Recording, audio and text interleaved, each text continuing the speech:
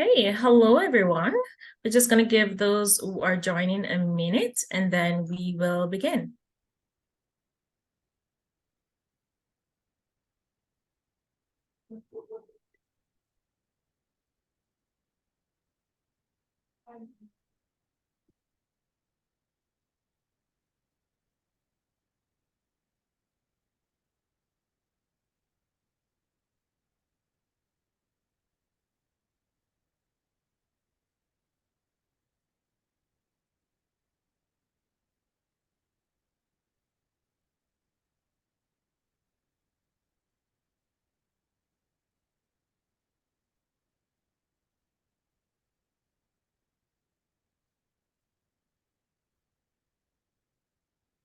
Okay, well, thank you all for joining us over your lunch hour today for our webinar in sponsorship with EDR and NSBA. My name is Tanya Blayton-Gauza, and I'm the program lead here at WESC. I want to acknowledge and give a huge shout out to today's webinar sponsor, W Law. Now, our topic today is feedback, how to give it, get it, gauge it, and encourage it. And this will be presented by Bridget Turner, who is a leadership consultant at Lead From Here. Now, throughout her presentation, if you want to ask a question, please feel free to drop those in the Q&A box. And then we will use a regular chat box at this time to introduce ourselves, maybe share your business link or anything you want to share about your business. Now, as always, this webinar is being recorded and will be available for on-demand viewing. You'll receive an email tomorrow at this time with a link to the recording. Now, with that being said, I am going to pass it over to Bridget, who is going to tell us and teach us and inform us how to give those amazing feedback. So, Bridget, over to you. Okay, thank you so much, Tanya. Welcome, everybody. Thanks for joining us on your lunch hour. Just to get started, we are located on Treaty 6 territory, the ancestral and traditional territory of the Cree, Dene, Blackfoot, Saulteaux, Nakota Sioux, and Métis. And we acknowledge the many First Nations, Métis, Inuit, whose footsteps have marked these lands for generations. So the presentation I will give today is about creating a culture of feedback. You will learn why it's so important, how to break it down, and learn to do it based on progressions, and then where it fits into your regular routines. So first, a little bit about our company. So Lead From Here is leadership consulting. We work out of Saskatoon and Edmonton. It is based on the fact that leadership is about skills. Research has shown it's not about being a born leader or just having the innate characteristics of a leader, excuse me, but they are skills that can be learned, practiced, and mastered. So that's what we're here to do today is learn those skills. Leaders are not defined by their job titles or the amount of their paychecks. Leaders are people who are consistent in their words and actions. Leaders are learners. They look for ways to improve. And leaders make a positive impact on those around them. So leaders are all around you. They're not just in the corner office. Leadership is in the consistent things, practicing these skills day in and day out. Leadership happens on ordinary days, doing ordinary things. So that's what we're going to be doing today, is some ordinary skills. A little bit about the three of us. So it's myself, Bridget, Leah Gregg, and Julia Seguin. And so the three of us work together in municipal government. Collectively, we have supervised hundreds of people. We have been the frontline supervisor, the middle manager, and the owners and operators of small businesses. We like to say our secret sauce is that in addition to our leadership training, so I have a master's in leadership, Leah has a master's in leadership, and Julia has an MBA, but we actually all have our phys ed degrees. So we know the importance of breaking skills down and building a foundation. There's no point in asking someone to swim across the pool if they can't put their face in the water. We're also leadership nerds. Even after we stopped working together, we would go on leadership retreats together, which really was just a hotel room in Lloydminster with wine and charcuterie. But since that was halfway between Edmonton and Saskatoon, that's where we would often often meet, and it worked out that our kids are different ages, so there was always built-in babysitters. So we would bring our leadership struggles to each other. They were mentors for me and I was mentors for them. And so we would ask each other, you know, like, here's the situation, here's the context. How do I lead from here? And so that's where we got our name from, is giving people the skills so that they can lead from where they are. So in addition, we do workshops. We also do leadership coaching so that you are supported in your unique leadership environment. There's absolutely nothing worse than going to leadership training and you get all jazzed and excited, and the next day you go to work and you sit at your desk and you realize, okay, that doesn't really work in my context. How do I do this? So you put that book right back up on the shelf and you never think about it again. So we like to support, once we give you the skills and the tools, some support afterwards so that you know how to put those skills and tools into your unique leadership context. So that's a little bit about us. So let's get into this today. Feedback: get it, give it, gauge it, and encourage it. So I'm sure a lot of you maybe have heard about the term psychological safety.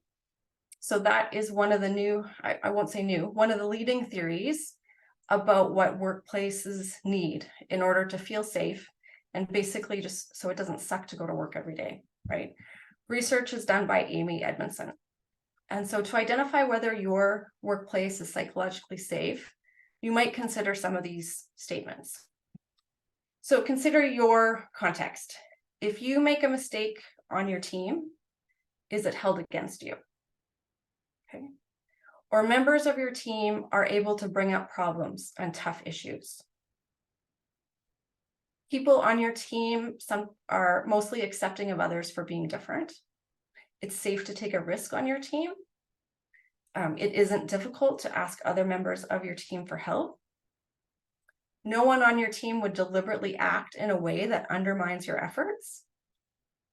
And working with members of your team, your unique skills and talents are valued and utilized. Okay, that sounds fantastic, right? Of course, everybody would say, yes, we want that. So imagine, you know, your leadership group comes to work the next day and says, we are going to be psychologically safe. This is what we expect of each other. But that's impossible because you don't yet have the tools and the skills to do that. You need support to grow in these areas. So that's what today is about, is giving you some of these skills so that you can practice and grow, so that you can work towards psychologically safety in your work environment, or at least within the people that you impact, for sure. Okay, so feedback is part of your everyday. Vendors, customers, coworkers, employees, bosses, family members, community committees that you're on, whether you're giving it or getting it, this is one of those ordinary everyday leadership skills where consistency counts.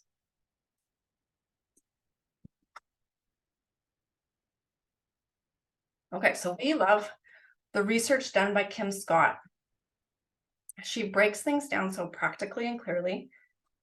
We love a good how-to book rather than just theory. And so she outlines a culture of feedback as a way to build relationships instead of breaking them down, which can tend to happen. So this is a great book to read if you want more information on how to have a culture of feedback. So clear and kind, and specific and sincere. So this is the model that she uses. The ideal is the compassionate candor, where care personally. So she said, this is basically a give a damn dimension. Okay, you show that you care about the people that you work with. We're taught, of course, especially when we maybe get our first roles in work. I know I did this when I was first a supervisor at the pool way back when. And you're told to be professional, right? So you I felt like I switched into professional mode, but then you end up kind of coming off a bit like a robot. Human relationships are possible at work, right? There's no way you could get around them. People are messy, right? So care personally, the give a damn dimension, that's where you're aiming for, as well as challenge directly. Give feedback that's specific and sincere. we have to resist the message that we get when we're younger of, if you don't have anything nice to say, don't say it at all. Okay, sometimes that's just part of our job. We have to give feedback. And then where we get into trouble is the other quadrants. And we've all worked with people like this, I'm sure. In fact, I know I see myself in some of those things. So the one that you want to avoid, obnoxious aggression, the hey, I just tell it like it is kind of person. They're brutally honest, or a front stabber. I mean, they'll tell you exactly what they think, but it might not be delivered very kindly. Or with manipulative insincerity. So this is often where the drama lives. Like they might compliment you to your face and then talk about you behind your back, or passive aggressive behaviors, or kind of the tattletales. So this is the drama in the office. And then ruinous empathy. You just don't want to hurt anybody's feelings. Okay, so you spare people's feelings by maybe not talking, not giving that difficult feedback, but you're going maybe spare them in the short term, but you're both going to pay for it in the long term. Or if you do deliver the feedback, it may be really sugar-coated and unclear. So I find myself, I can go into that ruinous empathy part. I'm much better, but I had to learn the skills so I didn't fall into that. Okay, so let's start at the basics. Feedback, just getting it. Do you remember when you were a kid in school? If you were in sports or music, or just generally learning in elementary or junior high, getting feedback was an everyday occurrence. We were learning, we expected it, we ate it up. That's how we changed. But somehow we transition into where we don't get feedback anymore. So I don't know when we stopped expecting to learn.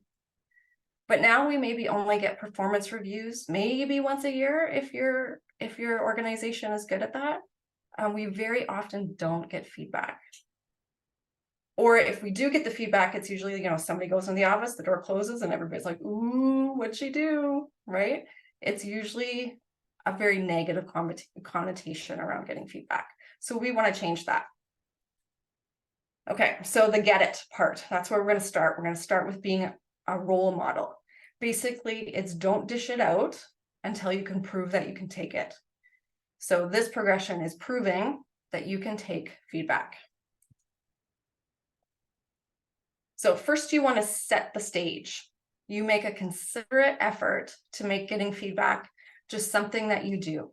Okay, you go first. You want to spend time modeling that getting feedback is not scary or bad. In fact, it's good and it's a gift. Okay, you're going to be building trust with people by asking for feedback. So how to do that? Okay, so have a go-to question. So something that you've got kind of in your pocket that you always use. Sounds like something you would say, for example, what could I do or stop doing that would make it easier to work with me? Or when we're having a great shift together, what am I doing that contributes to making that awesome? Okay, so have a go-to question that you're going to ask people. Number 2, embrace the awkward. Okay, so it's not going to be easy the first few times you do it, but remember, it's just as uncomfortable for them as it is for you. Okay, people might be hesitant to give you feedback at first, and that's okay. The point is being consistent. Keep making space for it. So if you're having a one-on-one meeting or something and you say to your direct report, do you have any feedback for me? And they're like, no. And you say, okay, good, let's move on. Right. Well, you've just kind of demonstrated that actually you don't want that feedback. Okay, you're easily moving on because it's uncomfortable. So you need to be able to sit in that uncomfortable for a little bit longer. So try this time. You ask the question and then wait 6 seconds before saying anything at all. So you're creating that space that you're expecting an answer from them. So that can feel like a really long time and uncomfortable for both of you, and you can acknowledge that for sure. So you might not get an answer that time. You might catch them off guard and be like, no way, I'm not giving my boss any feedback. So they're probably doing the mental gymnastics of, is this safe for me to do this or not? So that's totally okay.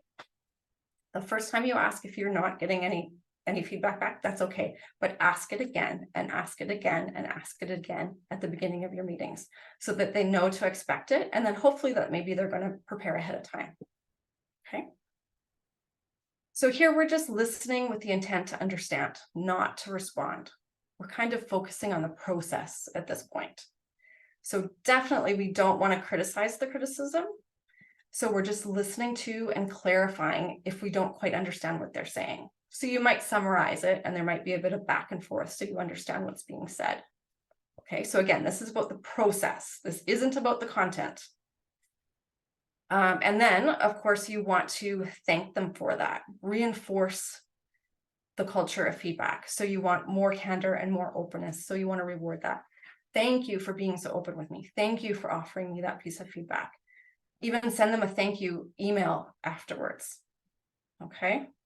So we will definitely be addressing what to do with the content part of it, especially if you don't agree with it, in the gauge it section. But right now it's just setting up the process. Okay, here's a quote by Kim Scott. The way you ask for criticism and react when you get it goes a long way towards building trust or destroying it. So, like I said, I'm a leadership nerd. I love to read leadership books. However, I also like to watch reality TV, trash TV. So that's where this, don't judge me for it, but that's the way it is. So I was watching the latest season of Love is Blind. So it's, people trying to see if they're a good match for a relationship. And the one gentleman asked the girl, they were, having deep conversations, have you ever cheated in a relationship? And she, to her credit, was very honest. And she said, yes, she had cheated in a relationship. So she, started going into the context and the reasoning and her thinking behind it. And he just immediately shut down. He just judged her immediately, was very cold, very black and white. I mean, granted, of course, would you want to go into a relationship with someone who has cheated? Maybe not, right? But again, kind of the content is not the issue. The process was he shut her down. And so he was showing her that it is not safe to come to me with hard information. And so she even said that as much after when they do the little confessionals on the couch later, right? So she was saying, I totally understand him being upset that I had cheated before, but like if we were in a relationship together, I am never coming to him with hard things to talk about. Like if I make a mistake, or he has shown me that he is not a safe person to have these hard conversations with. So you really need to be careful of what your reaction is. So think about, this is for you, kind of the next progression step. Think about, how do you usually react? If you think of some time that you have, maybe it was in a performance review or got feedback from somebody, or maybe even better, a fight or a conversation that you had with your partner, how do you usually react? Do you get really defensive? Are you proving yourself right? Are you shutting down? What is your reaction in those moments? So just take the minute to think about it. And hopefully that's enough to not repeat the pattern. Okay, so when you're going in and asking and soliciting feedback, you're really kind of like, okay, I'm not going to react that way. I'm going to do everything I can to make sure that this is a safe environment for them to come to me with the information, whatever that information is. We will gauge it later. There's time to gauge it later. Okay, so think about how you react to giving feedback. And we're going to talk about how you can mitigate some of those defensive reactions in yourself and in others too. Okay, so that was get it, right? We're going to have a go-to question. We're going to set up the environment that we are going to solicit it as much as possible. It's going to be consistent. We're going to embrace the awkward, and we're going to concentrate on the process, being curious, thanking them for their feedback. Step one. A quick drink of water. Step two, giving it. Okay, again, we're all about progressions, right? So we're not going to start at the most difficult level where you're sitting down and giving somebody some hard to hear constructive feedback. No, we're going to start with the easy part so we can grow in our skills. Even though it's just as important, we're going to start with giving positive feedback. Okay. Positive feedback is almost, well, it's even more important than giving that critical feedback. And we want to do that so we lay a foundation of trust, and for other reasons as well. So we should be looking at giving positive feedback as a ratio of 5 to 1. Okay, research has shown that 5 positive interactions compared to the 1 constructive or negative interactions are needed in order for a team to feel safe with each other and kind of have that candor with each other. So getting authentic, positive feedback will build trust, and you feel like you're actually seen, right? For your strengths, you're being recognized for what you bring to the team. And then when you are given that 1 piece of negative or constructive feedback, you are far more likely to take it from a place that it's genuine, that they care about you and they really want you to improve. So start practicing the positive so that it becomes more natural. And then it's also, you're starting to build that bank, that 5 to 1 bank. Okay. So how do you give positive feedback?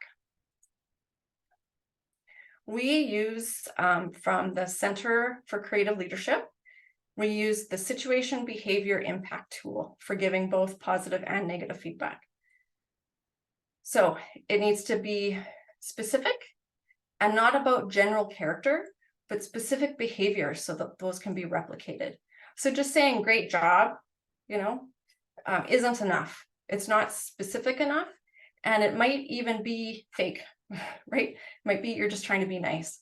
So the great job or the superficial, like, oh, love the haircut, or sorry, love the sweater, or the worst one is, oh, new haircut?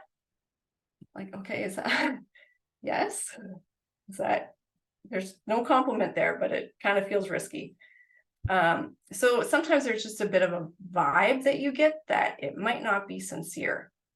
Okay, so that might be in the manipulative insincerity kind of quadrant there. But if you follow the situation behavior impact, then you know that you are taking the time to think carefully, and it's sincere and it's observable and it's repeatable. So rather than just saying to my substitute fitness instructor last week, so typically I would, just a bit of an introvert, so typically I would just, oh, great class, thanks, walk out the door. But as I was thinking about situation behavior impact, I thought, okay, this is a great chance to practice. So I went up to her after class and I said, and this is all true, I said, when you gave that cue of pulling my belly button towards my spine to help keep my core tight, it finally made sense to me. It made a huge difference to feel how, when I was doing the leg lifts, it felt in my butt rather than in my back like I usually do. I'd often feel it in my lower back. So thank you so much. That cue really helped me. And so I get to practice. She gets specific, sincere feedback that she can now repeat with others. And hopefully she gets a little boost for her day. So win-win.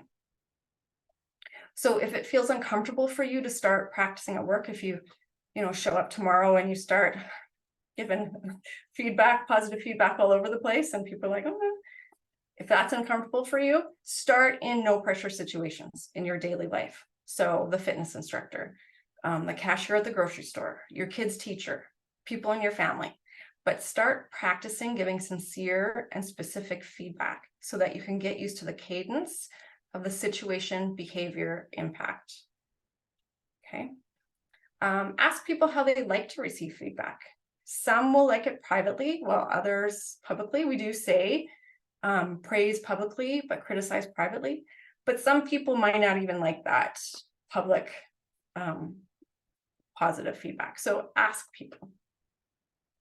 There was one person that I used to work with who asked for her feedback in writing. So she loved it when it was in an email because she would put it in a file, and then whenever she was having a bad day, she could pull those out and take a look. But then even better, actually, she was going for a new job interview. And when you're going for an interview, or you're trying to think of all the things that actually you're good at or examples for the interview, well, wouldn't that be great if you had a file folder already of specific feedback of your strengths, with, specific behaviors and situations that you could pull out? That would be wonderful for that. Okay, so positive feedback, situation, behavior, impact, making sure it's very, very specific and sincere. You're truly looking for the strengths of others. Okay, please say no to the feedback sandwich. So this was touted as a way for managers who are nervous about giving feedback to kind of soften the blow, or a way to give criticism to sensitive employees. And while it, was popular, it's kind of fallen out of favor the last little while, as it's ineffective, and people are starting to realize that being nice isn't always kind.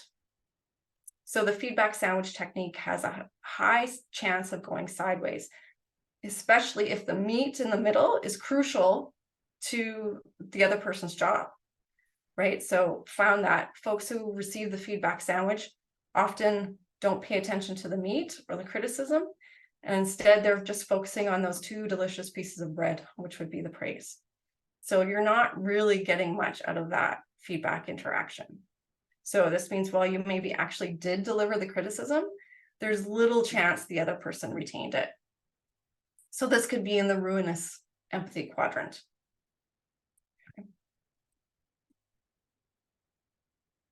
Okay, so now we are moving a little bit higher up on the progressions. So we're getting it.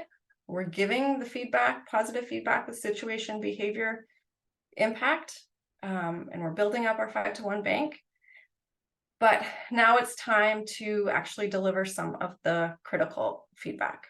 And it's scary, let's face it. Nobody likes conflict, but it doesn't have, we're kind of trying to take the conflict out of it, and it's more of a discussion. But assumptions can be happening on both sides when it comes to intention and perceptions, and people just make it messy, right? So it only makes sense that we kind of put on our emotional armor and feel like we have to fight to be right. But that can tend to break down relationships, and we want to use these opportunities to build up relationships and trust. So you're already off to a great start by trust building, right? You've shown them that you really see them and their strengths and appreciate who they are. And so they'll be ready to hear how you care for them and that you just truly want to help. So first reflect on why you were giving the feedback and what your intention is to help. If you're not giving the feedback to help, you're kind of falling into the obnoxious aggression quadrant. Like if you don't have a plan to actually help them improve, then how would the other person expect to? Okay, so make sure that your intention there is to clearly help. Okay, so try and state your intention to help. Try saying words like, I'm going to tell you something because if I were in your shoes, I'd really want to know so I could fix it. Right? Show, don't just tell. So you're using examples and you're being precise. So this is where the situation, behavior, impact is a great model to use. It's really hard to generalize with this model because you do need to be objective and specific. So that's really important. Okay, so again, what happened in the moment? Be very objective. Behavior. How did this person respond and what did they do? Again, very objective. This is what you observed. And impact. How did this person's actions affect others? Is there a combination of objective and subjective, right? So you are making a bit of an assumption here, but that's where you can do the back and forth to figure out what's really going on. Situation, behavior, impact. So let's go through an example. Okay, so yesterday, when I was getting ready to give my presentation, we went over my key points together, which I very much appreciated. And when you introduced me to the board, you spoke longer than I anticipated. You shared the summary of my presentation and went into a lot of detail into all my key points. So I felt like the wind had come out of my sails. My presentation then fell quite flat as it already had been summarized by you. And so to me, it kind of felt like you were taking credit for my ideas in front of the group. So that's a kind of a very vulnerable thing to say. But again, using the situation, behavior, impact, what actually happened, what you observed, and then what you felt is very powerful. So now that can be the back and forth a little bit on the impact. What was their intention behind? So in this case, the intention actually was they were just so excited by all the work that they had done that because they're a talker, they gave too much information. So in this case, she really apologized for it and realized that her actions didn't show what she intended, her excitement for the information. But so then having that conversation nips it in the bud, right? An example, a story of when I let my ruinous empathy kind of bite me in the butt. I was a supervisor of a part-time staff member who was typically very great. We had a good relationship. She had worked there for several years. And I just started noticing that things had shifted a little bit.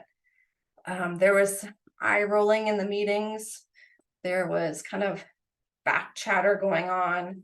There was, just a few things that were like little red flags that's going, okay, something's up here. What's going on? But I didn't want to bring it up yet. I didn't want a confrontation or whatever reasons I decided I didn't want to bring it up. But instead, I kind of started collecting all these instances of places where performance was an issue. And then after collecting for a while and kind of, instead of looking for the good, I was looking for the bad, right? And I found them. So then it was, okay, it had come to an impasse where I had to have a conversation of her performance. So I brought her into the office. We had a sit down, and this was before I had learned of situational behavior impact. So I made a lot of mistakes, but so I was kind of generalizing. You always, like saying, you never pay attention in meetings anymore. You're always rolling your eyes. You're always doing this. You're always doing that. So what's her reaction? Of course, she's getting defensive, right? I'm attacking kind of her character and her work ethic with no specifics whatsoever. So the conversation did not go well. Nothing good came out of it, basically. So instead of our relationship being stronger, our relationship got worse. Her performance issues became worse. So then it became kind of, start the HR process where things have to be documented, or there's another supervisor in there having the conversations. And like I said, it just didn't get better. I eventually moved out of that position, so she wasn't my problem anymore. But thinking back on it, where I made the mistake was the ruinous empathy. If that first time I saw that eye roll in the meeting, which was unlike her, I could have said after the meeting using the situation behavior impact, hey, I noticed in the meeting when we were doing the meeting yesterday, or just, the last couple of days, or even right after the meeting, when I noticed you in the meeting, when this person said this, you rolled your eyes. And I thought, well, that's made me think that you must have been frustrated with something. And that's not usually the way you show your frustration. So I'm curious, like, is everything going okay?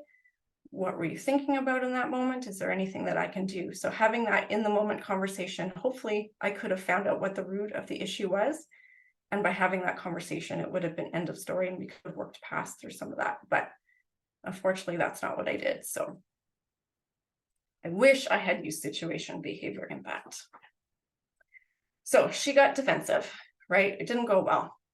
So let's talk a little bit about science a bit behind that. So let's see, do I have it? Yeah, using this book from Dr. Jody Carrington. Yes, she is Dr. Feeling Seen. This is a great kind of how-to book as well. So she uses this analogy. Imagine that this is the model of your brain. So your thumb is actually tucked in. I tried to take pictures of my own hand, but trust me, I'm not a hand model. My fingers looked really abnormally long. So I had to use stock photos. So this is your brain. Your prefrontal cortex is those 4 fingers that are covering your thumb. So it would sit right above your eyes in your real brain. And it stores everything that you've learned. So like the address of the house you grew up in, your PIN number, important skills that you've learned, like listening effectively, things that you had to be shown or that you had to experience to learn. And so according to Dr. Jodie Carrington, her interpretation of this research, so she thinks of that as a lid. And when your lid is on, your brain is calm and connected, and you can access easily the information you need to. And then she uses the analogy of flipping your lid. Okay, so the example of you're in a park and a dog jumps out at you suddenly from the trees. So your primitive part of your brain takes over and it goes into flight, fright, and freeze. So you don't need access to your PIN number right now. You don't need access to your old address or anything else that your prefrontal cortex provides, right? It just gets flipped out of the way. So when you flip your lid, we can agree that you're not your best self. You kind of have tunnel vision. You might tune out the details and not be able to hear what's being said. So you might just hear the bad news and can't focus on the context or the reasoning behind it. There's not a conversation anymore. So how are we going to prevent this from happening? If we can. People are messy. We can't always guarantee what's going to happen. Okay, so this is giving it and getting it, right? I'm about to give hard feedback, so I'm going to do a few things. Or I'm about to get, and it might be hard feedback, I'm going to try and do a few things to help myself out. Okay, first one, rhythm is regulating. Think about how we rock and sway when we hold a baby. It's just kind of a natural thing, right? That's regulating for the baby. How relaxed we feel when we're sitting on a beach and we're watching the waves move in and move out. Okay, I'm not suggesting you go, well, that would be great if you go to the beach, but the rhythm of walking is regulating. Okay, so walking, that rhythm. So if you have a tough conversation coming up, consider going for a walk out of it. Get out of the office, get out of the house, go for a walk. And just that regulation of walking kind of will help everybody keep the emotions regulated. Okay, or even when you want to talk to your kids, okay, and you want them to open up a little bit in a conversation, toss a ball back and forth while you do it. Okay, that will help them keep themselves calm. Set the scene. Okay, maybe you are in the office. Be on the same level. So definitely you don't want to have, if you're giving the feedback, you standing and them sitting. Okay, there's a real power imbalance there. So you definitely don't want that. You both standing, both sitting. Be at the same level. Consider being diagonal from each other. So not directly across from each other, as that can feel kind of adversarial too. A tip I learned from Leah, she used to work at the CAG back in university. So they always sat, if it was a two-person coming on a four top, that's what she'd call it. I get all the lingo, the 4-top table. They would sit diagonal from each other. And that just, not that couples would fight very often, I guess, at the CAG, but just something about it keeps things calmer. I also have a police officer partner. And so when he's interviewing somebody, he says he arranges his chair just slightly off to the side so it feels more comfortable and it's just not quite as aggressive. Okay, so you consider where you even just have your chair. Something I learned in the Feeling Seen book that I really was surprised at is you can't chew or swallow with a flipped lid. So when you are emotionally dysregulated, the last thing you want to do is eat, but a sip of water might actually kind of flip your brain out of it. So think about bringing water with you or have it available to the other person. Okay, so having that drink of water. And find out before you flip out. So also a way to kind of keep that lid from flipping is asking or answering questions. Okay, be curious to get understanding rather than acting on assumptions, and that can help kind of keep everybody in the moment. Okay, so those are some physical ways that you can help yourself out when you're going to have that hard conversation. Okay, gauge it. So now we're getting to the content of the information, not the process, but the actual what is said. Okay, the effectiveness of radically candid feedback is not measured at the speaker's mouth, but at the listener's ears. Okay, so you are giving someone constructive feedback. Okay, so we have to measure it at the listener's ears. That means that you own the way your feedback comes across, and you have to adjust accordingly. Okay, you make sure you are both understanding what is at the heart of the issue. Talking with a client, and he was saying that, I give this person feedback, and I think he understands what I'm saying, but by the time he leaves the office, he's doing the exact same thing. So he wasn't really, like, he was saying the right words, but wasn't checking to see if they were kind of registering with the listener. Okay, so there needs to be a bit of back and forth to make sure that they understand what it is you're trying to say. We often judge ourselves by our intent, right? Well, I didn't intend it to be that way. This was my intention. But we judge others by their actions. Okay, so we want to give the space and make room in the conversation to understand what their intent was, and to have room for them to explain what that is. However, some people don't receive feedback very well, okay, for whatever reason, bad experiences in the past, or they're a thinker and just need time to process. I'm a bit like that. So even though maybe you intend that you're just going to have this quick conversation, they need time to process and to think about it. So it might move to the next day. There's no problem to say, okay, thank you for that feedback. I really appreciate that. I need a bit of time to think on that. Do you mind if I don't want to say circle back because that's so annoying. Do you mind if we talk again about it later? Have that room to process. Okay. But then also know what you expect. Do you expect action from them? Do you expect understanding? You have to agree on what's next. What are the next steps? And you can verbalize that with each other, whether it's in that moment or it's the next day or the coming days. Okay, so you're responsible to make sure they understand what the feedback is that was given. How about the other way? Okay, so you have received the feedback. Okay, you've received it. Absolutely, you want to ask questions so that you make sure that you're both on the same page, that you really understand what they're trying to say. Now you can make a judgment if that feedback really lands with you. Okay, it might not. So the reward for their candor, though, might still be, a full explanation of why you disagree, or an openness that invites them to, poke some holes in your logic, but you get a clear idea of when it's time to kind of start agree to disagree, and that's okay. But if it's something that's really out of the blue or really stinks, it's great to have a trusted mentor to check it with. So if you don't have an opportunity to go to Lloydminster and talk it out with Julia and Leah, just have somebody there that you can go to and say, okay, this is the feedback I get. It doesn't feel like that's me, but can I roll it around with you a little bit? Okay, maybe you'll find just some nugget in there that you agree with. Maybe not. So there comes to a point where you just agree to disagree, and what are you willing to live with? But ultimately, that feedback is a gift, and you should thank them for it, even if it's the wrong size. Okay, on to encourage it. Okay, so how do we create a culture of feedback with those around us? How else can we encourage it? We want to encourage people to talk directly. So no triangulation, basically gossip.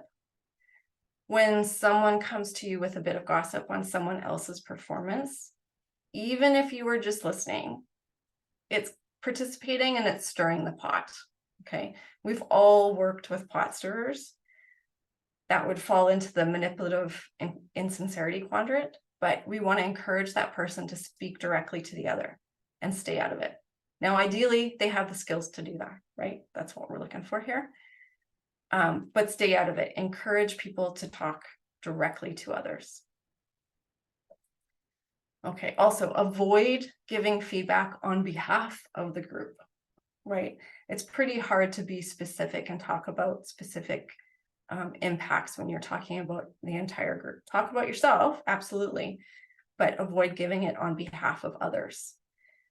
It discourages people from talking directly, and it opens up opportunity for miscommunication. And then it just adds people into the conflict that maybe they don't really need to be there. Take responsibility for communication. So imagine, you get an email from your boss.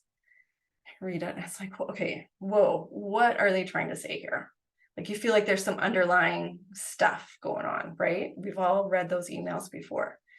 So simply put, it's your responsibility to seek out clarification. Don't make assumptions. Okay, you now have these skills to do that. So it's on you to seek out that clarification. And I mean, to be honest, people don't always know where that information gap is, right? We don't know that that other people need more information. They need to come and ask us. Absolutely. It isn't done deceitfully. So if we trust that everyone on our team wants to be successful and has good intentions, then we can change our mental model of why communication isn't occurring and just go ask, right? Just ask, seek clarification.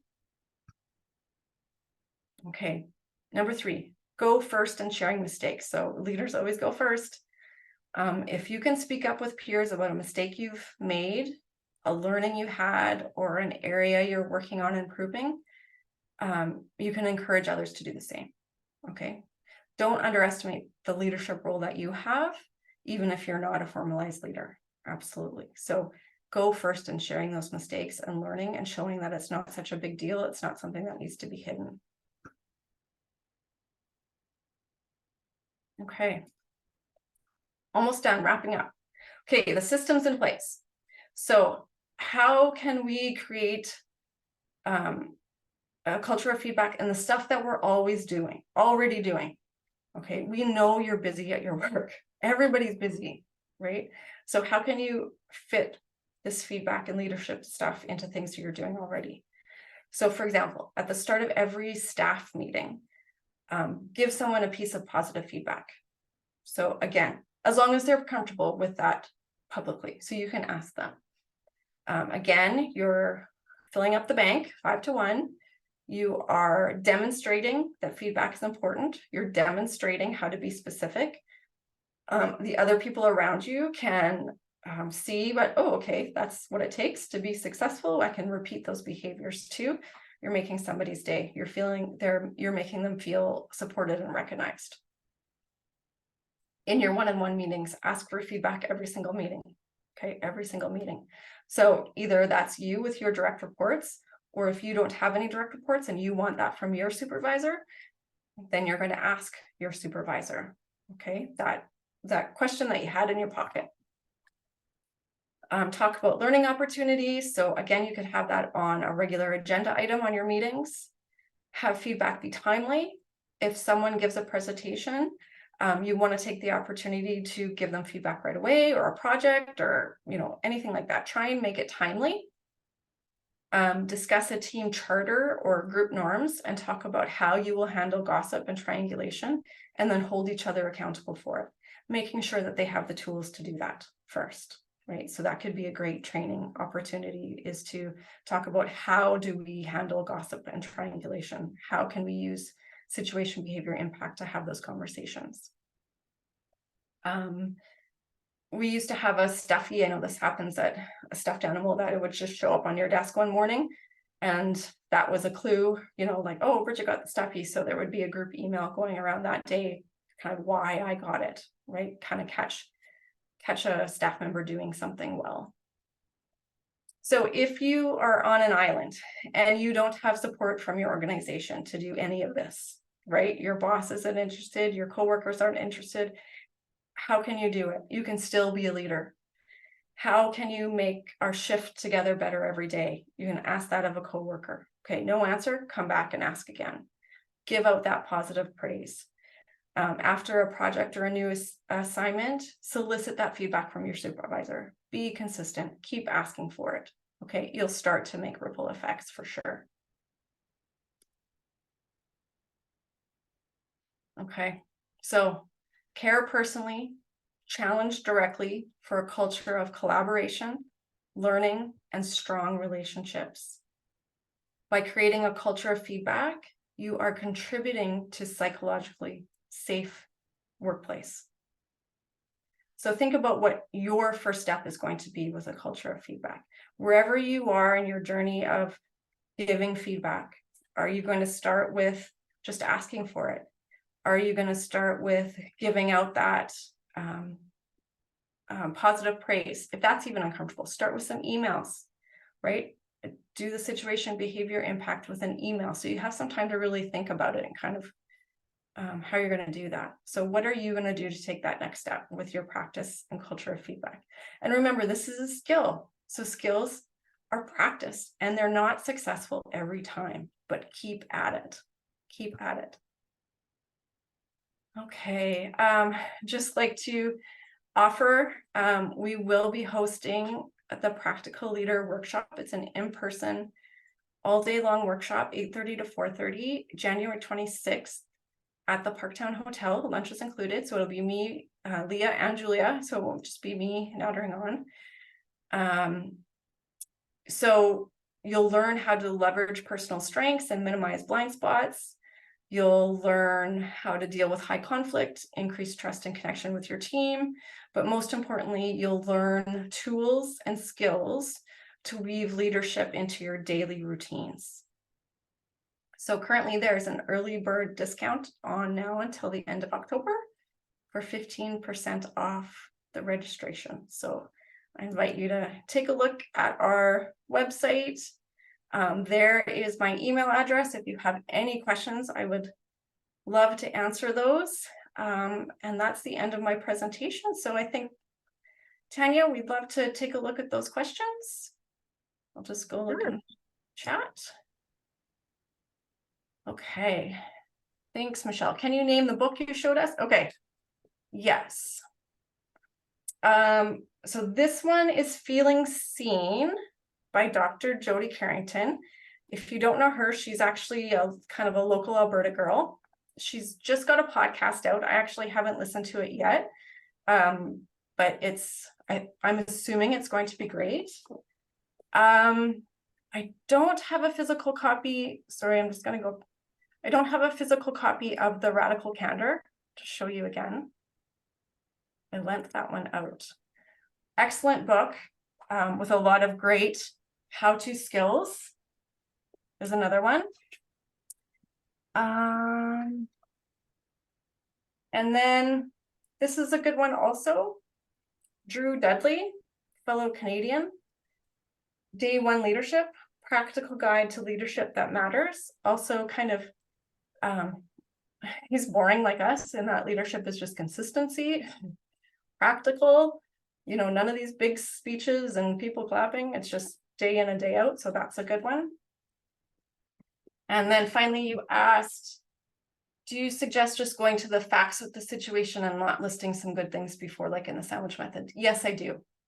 I don't think you need to sugarcoat it. If it's a true, you know, you just go in and say, if I was coming to you, Michelle, you know, can we talk for a second? I have a bit of a concern. Go ahead, say the situation, the facts, keep it objective. I observed, right, what I saw when this happened. So you know exactly what we're talking about. And then the impact. So the impact is going to be a bit of I feel or I thought. So that is room for, you know, I say my piece and then you say, well, okay, well, that was not my intent. This is what I was thinking. This is what I was trying to do. And then there's a bit of back and forth there, right? You should go into any kind of feedback session, being willing to learn, right? It's not going to be black and white. Hopefully you go into that conversation and there's a back and forth and you learn. And so hopefully by the end of that conversation, you have slightly changed your point of view, or you know a little bit more about them, or you know how to help them a bit. So start with the observable things for sure, the facts, and then have room for hearing intention as well. Thanks for the question, Michelle. Is there any other questions that anybody would like to talk about? Okay, good. I'm just looking at the chat there. Yeah, the feedback sandwich gives everybody a little bit little bit of anxiety. This is hard, right? Having these conversations is hard, but the more you practice, the easier it gets. And think about conversation, not conflict. Okay, that was all the questions.